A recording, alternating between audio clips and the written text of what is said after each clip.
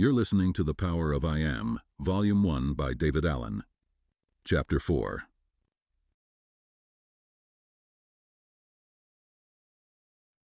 All things are made by God, consciousness, and without Him there is nothing made that is made. Creation is judged good and very good, because it is the perfect likeness of that consciousness which produced it. To be conscious of being one thing, and then see yourself expressing something other than that which you are conscious of being, is a violation of the law of being. Therefore, it would not be good. The law of being is never broken. Man ever sees himself expressing that which he is conscious of being.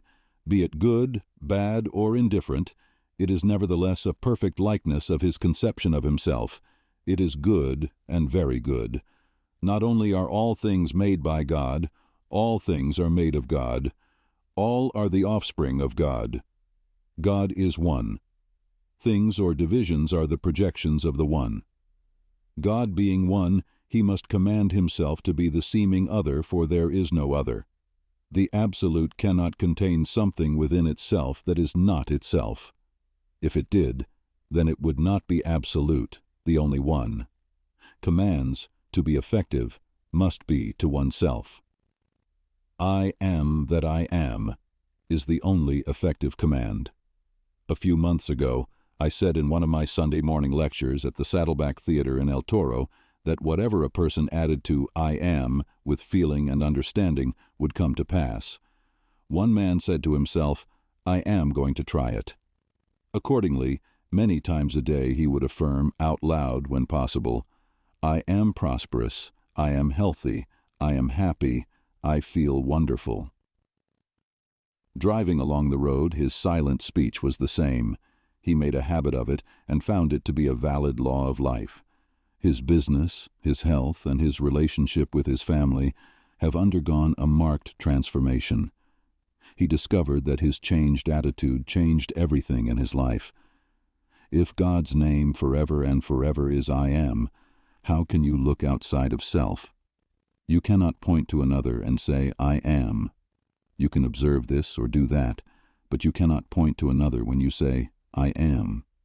Keep in mind that when you pray about any specific thing, it is necessary to qualify your mind with the consciousness or feeling of having or being that thing. You mentally reject completely the arguments in your mind against it. That is prayer. Qualify your consciousness with the thing you are praying for by thinking about it with interest. Do this quietly and regularly until a conviction is reached in your consciousness. As you do this, the problem will no longer annoy you. You will maintain your mental poise, plus the feeling of, I now feel that I am what I long to be, and as you continue to feel it, you will become it. Your whole world may be likened to solidified space mirroring the beliefs and acceptances as projected by a formless, faceless presence, namely, I am. Reduce the whole to its primordial substance, and nothing would remain but you, a dimensionless presence, the conceiver. You have entered the spiritual world, and I am the door to that world. You have risen to that supreme state of being where you can say, in the spirit of eternal truth, I am, and through the power of that truth you have overcome the world. Here is the law. I am that which I feel myself to be. Practice changing the feeling of I every day by affirming, I am spirit. I think, see, feel, and live as spirit, the presence of God. The other self in you thinks, feels, and acts as the race mind does. As you continue to do this, you will begin to feel you are one with God. As the sun in the heavens redeems the earth from darkness and gloom, so will the realization of the presence of God in you reveal the man you always wished to be. The joyous, radiant, peaceful, prosperous, and successful man whose intellect is illumined by the light from above. To develop individuality, the first essential is to give the I am its true and lofty position in your mind.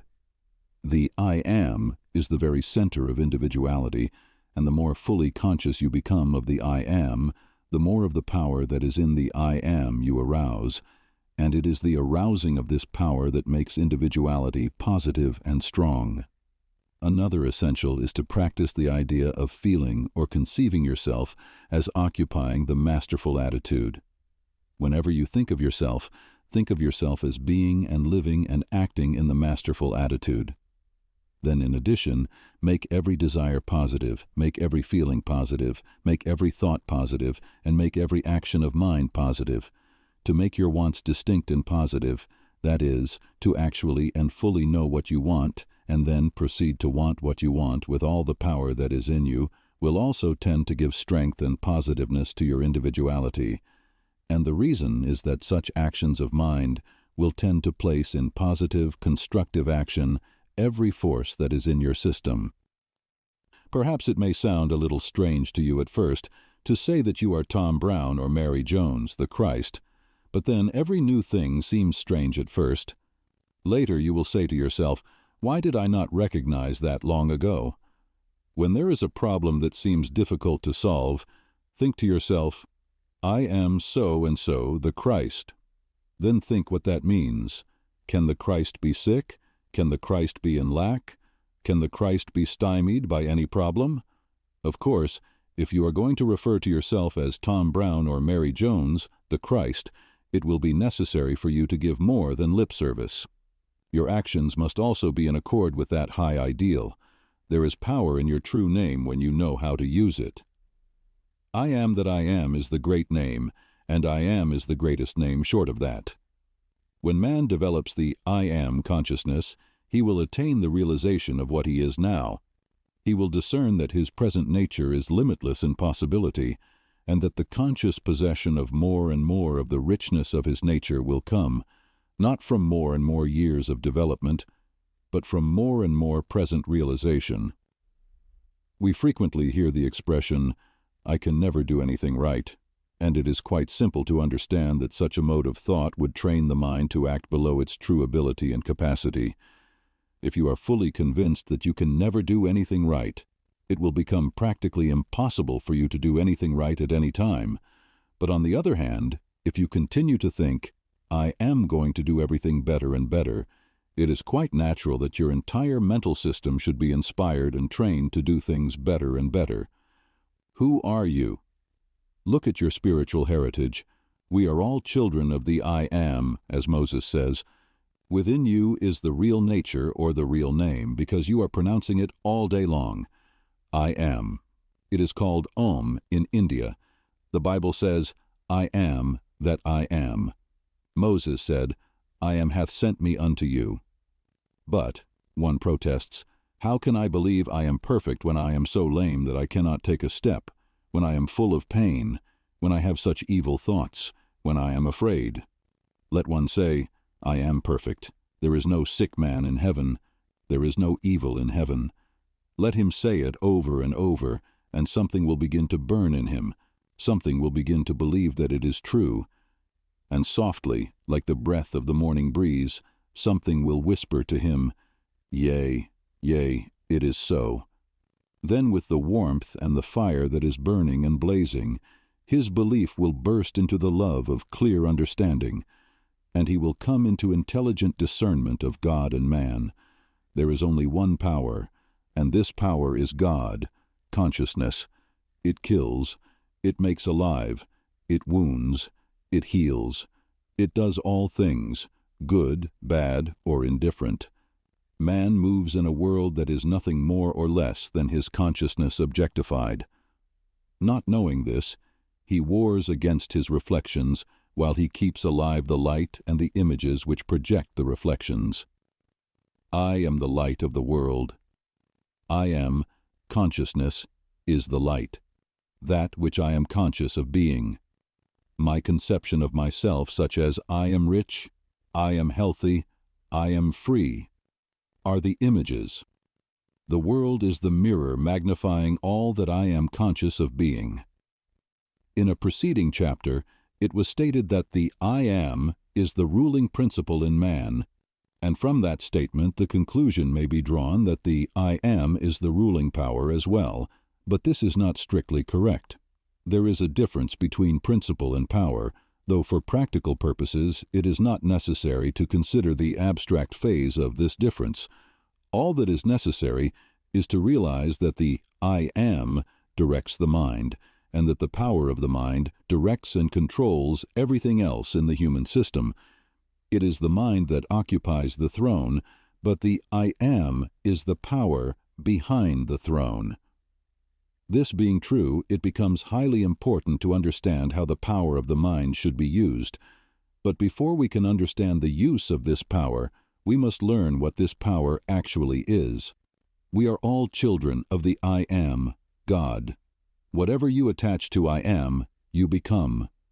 If you say, I am no good, I'm a flop, I'm a failure, I'm going deaf, I'm going blind, I'm nobody, then you become what you affirm. Therefore, reverse it and say, I am happy, joyous, and free. I am illumined. I am inspired. I am strong. I am powerful. Let the weak say, I am strong. Let the widow say, it is well. I am a son or daughter of the living God. I am heir to all of God's riches. I am born to win and to succeed, for the infinite cannot fail. I am a tremendous success. I am absolutely outstanding. I am unique, and there is no one in all the world like me. Why don't you claim the above, and write these truths in your heart, and inscribe them in your inward parts? He that hath an ear, let him hear what the Spirit saith unto the churches. To him that overcometh will I give to eat of the hidden manna, and will give him a white stone, and in the stone a new name written, which no man knoweth saving he that receiveth it. All day long and every day, the God in you keeps repeating, I am. But he lets you end the sentence. You can add poor or rich, sad or happy, sick or well, as you choose. God can do for you only what you allow him to do through you. You praise and bless him only when you see the good and true and beautiful. You dishonor him when you call yourself weak or sick or poor. I am a revelator of the living word. I am the revelator of the living word, and I am, therefore, not surprised that the thing decreed shall come to pass. A stone thrown into the air will certainly come down without any aid from the one who threw it. So the word of the revelator will certainly return to him freighted with results, and he will not have to care about its return. That will automatically take place. My own shall come unto me, by a sure and certain way. Why worry then? Dare you to say, every day, in every way, I am getting richer and richer? If you dare, and will follow up the word with the mental image of yourself having all the riches you desire. Spirit substance will make your word manifest and show you the way to riches. When illumination lights your consciousness, it breaks forth like a burning flame into all your affairs. We have been taught to say, my business is a success.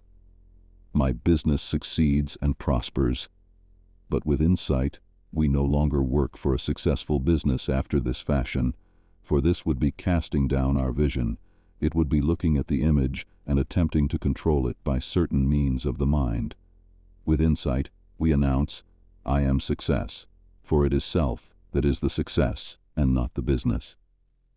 Is this clear to you? When you know who you are and why you are, then you know yourself as you are known, and you understand intelligently that because of your being, you are inherently a success, and it is said of you, all that thou doest shall prosper.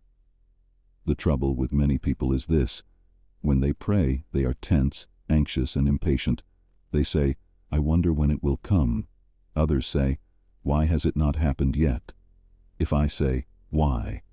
It means I am anxious and lack faith. If I know a thing is true, I do not question my prayer. Let us remember, therefore, any time we ask, why? To ourself or another, it means we have not reached a conviction within ourselves. When we possess something in consciousness, we do not seek it. We have it. Another point I want to stress here is, when the student questions, how will it come? He shows lack of faith and conviction. By illustration, I am now in Los Angeles. I do not ask, how will I get there? I am there. Similarly, when our ideal is fixed in consciousness, we do not wonder, how will I get there? I am there already. Where your consciousness is, you are. Where I am, there you will be also. Any expression that is not felt is unnatural. Before anything appears, God, I am, feels itself to be the thing desired, and then the thing felt appears. It is resurrected, lifted out of the nothingness. I am wealthy, poor, healthy, sick, free or confined were first of all impressions or conditions felt before they became visible expressions. I am He. Right now I am overshadowing you, the reader, my living temple, with my presence, urging upon you a new expression. Your desires are my spoken words. My words are spirit, and they are true, and they shall not return unto me void, but shall accomplish whereunto they are sent. So shall my word be that goeth forth out of my mouth. It shall not return unto me void, but it shall accomplish that which I please, and it shall prosper in the thing whereto I sent it. They are not something to be worked out. They are garments that I, your faceless, formless self, wear. Behold, I, clothed in your desire, stand at the door, your consciousness, and knock. If you hear my voice and open unto me, recognize me as your Savior, I will come in unto you and sup with you and you with me. Behold, I stand at the door and knock. If any man hear my voice and open the door, I will come in to him and will sup with him and he with me. Just how my words, your desires, will be fulfilled is not your concern. My words have a way ye know not of. Their ways are past finding out. We can so fill ourselves with the drawing power of attraction that it will become irresistible. Nothing can hinder things from coming to the man who knows that he is dealing with the same power that creates all from itself, moves all within itself, and yet holds all things in their places. I am one with the infinite mind. Let this ring through you many times each day until you rise to that height that, looking, sees. When we accept an idea from another mind, or from our own study simply because it seems plausible, we will permit that idea to impress itself upon the subconscious, provided it is deeply felt. Later on, that same idea will come back from the subconscious as a strong conviction, and we shall not only be forced to accept it as true, but in addition it will color all our thinking. In fact, it may become so strong that we do not care to be free from its absolute control. There are many illustrations of this very thing, as there are quite a number of people who are in such complete bondage to the mental control of the beliefs they cherish that they actually take pride in being under such absolute control. In brief, they frequently declare, I am completely in the hands of this system of thought, and I am glad of it. By example, if you want to be a singer on the radio, imagine you are before a microphone. The microphone is now in front of you, and you see the imaginary audience. You are the actor. Act as though I am, and I will be. You feel yourself into the situation. You are singing now, in your imagination. Enter into the joy of it. Feel the thrill of accomplishment. Continue to do this in your imagination until it begins to feel natural for you. Then go off to sleep. If you have succeeded in planting your desire in your subconscious mind, you will feel a great sense of peace and satisfaction when you awaken. An interesting thing will have happened. You will have no further desire to pray about it, because it is fixed in consciousness. The reason for this is that the creative act has been finished and you are at rest. I am Alpha and Omega, the beginning and the end, saith the Lord. Our ideal murmuring in our hearts is the Alpha. In order that it become the Omega, we must enter into the feeling that it is ours now, and walk the earth knowing that it is so. Listen carefully to the promise, Ye shall not need to fight in this battle. Set yourself, stand still, and see the salvation of the Lord with you. With you, that particular consciousness with which you are identified, is the Lord of the agreement. He will without assistance establish the thing agreed upon on earth. Can you, in the face of the army of reasons why a thing cannot be done, quietly enter into an agreement with the Lord that it is done? Can you, now that you have found the Lord to be your awareness of being, become aware that the battle is won? Can you, no matter how near and threatening the enemy seems to be, continue in your confidence, standing still, knowing that the victory is yours? If you can, you will see the salvation of the Lord. Remember, the reward is to the one who endures. Stand still. Standing still is the deep conviction that all is well. It is done. No matter what is heard or seen, you remain unmoved, conscious of being victorious in the end. All things are made by such agreements, and without such an agreement, there is not anything made that is made. I am that I am. Truth does no work. Truth knows. One must at such times merely let his light shine. That which is true does not change from better to worse or from worse to better, and one is to know changeless being. Instead of going to the mind for instruction as a student might approach his teacher for knowledge, you are the instructor yourself, and you are to speak to your mind living words, teaching the mind, I am the power of the truth.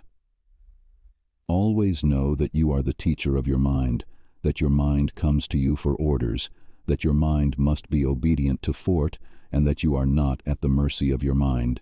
You must have no master or lord, but I am God, the one power. We must categorically and emphatically mentally reject all other powers but the one primal cause, the spirit within. If we have a master, we are slaves. This is why he says, call no man master. Man is not a serf. He has been given dominion. When we are convinced beyond a shadow of a doubt that our own I amness is our Lord and Master, we know no other and we are free. Be still and know that I am God takes on a new meaning. Be still and assume the glories of this new estate. Assume them in the secret place, easily, naturally. Assume them and rest them in the silence. Be wise as serpents, harmless as doves. Know nothing, see nothing, hear nothing. Then you will know all, see all, and hear all. It is impossible to serve two masters at the same time. The master man serves is that which he is conscious of being. I am Lord and Master of that which I am conscious of being. It is no effort for me to conjure poverty if I am conscious of being poor. My servant, poverty, is compelled to follow me, conscious of poverty, as long as I am, the Lord, conscious of being poor. Instead of fighting against the evidence of the senses, you claim yourself to be that which you desire to be. As your attention is placed on this claim, the doors of the senses automatically close against your former master. That which you are conscious of being. As you become lost in the feeling of being that which you are now claiming to be true of yourself, the doors of the senses once more open, revealing your world to be the perfect expression of that which you are conscious of being. Life is strong, and you are strong with the strength of the infinite. Forget all else as you revel in this strength. You are strong and can say, I am. You have been laboring under an illusion. Now you are disillusioned. Now you know, and knowing is using the law in a constructive way. I and my Father are one. This is strength for the weak, and life for all who believe. Another important essential is to affirm silently in your own mind that you are the I am. And as you affirm this statement, or as you simply declare positively, I am, think of the I am as being the ruling principle in your whole world, as being distinct and above and superior to all else in your being, and as being you, yourself, in the highest, largest, and most comprehensive sense. You thus lift yourself up, so to speak, to the mountaintop of masterful individuality. You enthrone yourself, you become true to yourself, you place yourself where you belong. Through this practice, you not only discover yourself to be the master of your whole life, but you elevate all your conscious actions to that lofty state in your consciousness that we may describe as the throne of your being, or as that center of action within which the ruling I am lives and moves and has its being. If you merely think of yourself as Tom Brown or Mary Jones with your aches and pains and bills to pay, you are not thinking with power. But if you say, I am Tom Brown the Christ, or I am Mary Jones the Christ, then you are identifying yourself with the eternal and the good. Now make no mistake, you are not saying you are Jesus the Christ. You are simply voicing your true identity as a child of God, Tom Brown or Mary Jones, the Christ. This is your new name, which only you can use. It is fulfilling the prophecy which Jesus made, "The works that I do shall ye also do." Is it not written in your law, I said, "Ye are gods"? Thus, Jesus becomes the great diagram for living, and I am is the way by which we can follow him in a personal demonstration of the Christ. Thank you for listening to this chapter of The Power of I Am. If this message inspired you, I encourage you to like, share, and subscribe so you can continue the journey with us. I'd love to hear your thoughts. Feel free to comment below with your favorite takeaway or affirmation. And always remember, the words you speak after I am are shaping your world.